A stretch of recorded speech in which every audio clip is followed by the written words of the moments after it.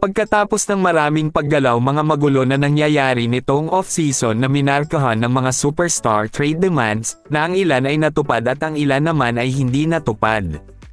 Ang 2023 hanggang 2024 NBA season ay nakatakdang mag-tip off bilang isa sa pinaka-aabangan. Mayroong hindi bababa sa 12 mga koponan na maaaring tumakbo sa finals, habang ang ilan sa mga naninirahan sa ilalim mula noong nakaraang panahon ay mukhang handang isawsaw sa pagtatalo.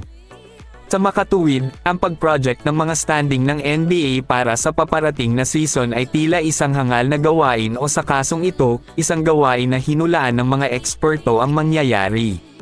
Ang namumukod tangi ay ang pinakamataas na kabigatan ng Eastern Conference, kung saan pinangungunahan ng Celtics at Bucks na tila kinakakatakutan ng ibang koponan.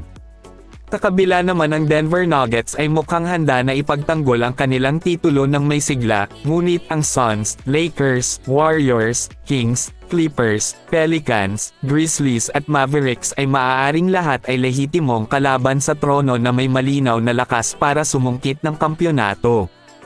Ano man ang mga resulta ng nalalapit na 2023 hanggang 2024 NBA Player Awards, umaasa tayo na ang karera ay mas mabuti at mapayapa kaysa sa nakaraang ilang taon.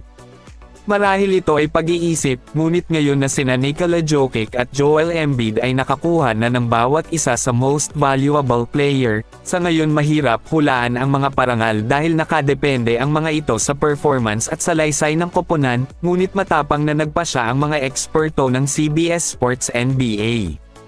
Ito ang kanilang hula, marami daw ang pumili kay Nikola Jokic para kumuha ng pangatlong MVP award sa 4 na season, na nilinaw na maaaring si Nikola Jokic ulit ang manalo ng MVP season, at habang ang French sensation naman na si Victor Wembanyama ay ang pinagkasunduan para sa Rookie of the Year kahit na hindi isang unanimous selection. Lahat ng iba pang mga parangal hinulaan tulad na lang ng Defensive Player of the Year, Most Improved, Sixth Man, at Coach of the Year at Executive of the Year. Si Victor Wembanyama ay nakakuha ng iba't ibang pagpili mula sa mga eksperto, siya ay ang tanging manlalaro na nakatanggap ng mga boto para sa maraming mga parangal. Ang number 1 pick ng Spurs ay nakagawa ng malakas sa preseason, gamit ang kanyang 7'4" na frame upang mangibabaw sa magkabilang dulo ng court. Ang galing at husay ni Victor Wembanyama ang nag-udyok sa kanya upang makitaan sa kanyang paruroonan.